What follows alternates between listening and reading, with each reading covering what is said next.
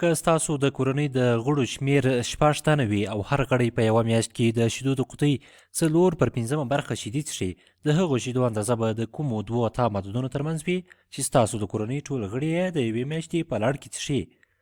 د دې او د دې عددونو ترمنځ به وي.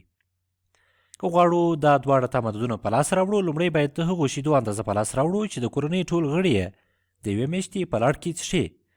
راځئ په دې ډول به یې په لاس راوړو. د کورنۍ د ټولو غړو شمیر شپږ تنه دی، ضربې هر غړی د شیدو د قطۍ 4/5 برخه شیدې د یوې میاشتې په لړ کې څښي. 4/5 مساوي کیږي. که غواړو شپږ د 4/5 سره ضرب کړو، کولی سو شپږ د کسر په شکل ولیکو. داسې به ولیکو چې 6/1 بیرته شپږ کیږي. ضربې 4/5 مساوي کیږي. 6 ضرب 4 څلرویشت کیږي. 1 ضرب 5 5 کیږي. چې کولی سو دا داسې ولیکو. 4/5 به په دې ډول ولیکو چې 4/5 جمع 0/5 مساوي کیږي. 4/5 به په خپل ځای ولیکو.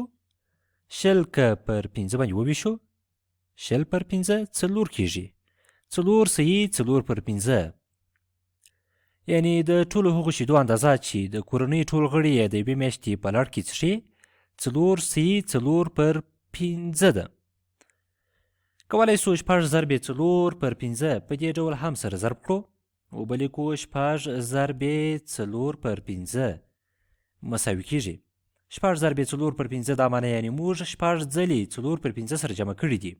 وبلیکو 4/5 جمع 4/5 جمع 4/5 جمع 4/5 جمع 4/5 جمع 4/5 1 2 3 4 5 6 ځلې 4/5 که سره جمع کړو مساوي کیږي په 24/5 سره، چې بیا هم 24/5 مو په دې ډول ولیکئ چې 4 صحیح 4/5.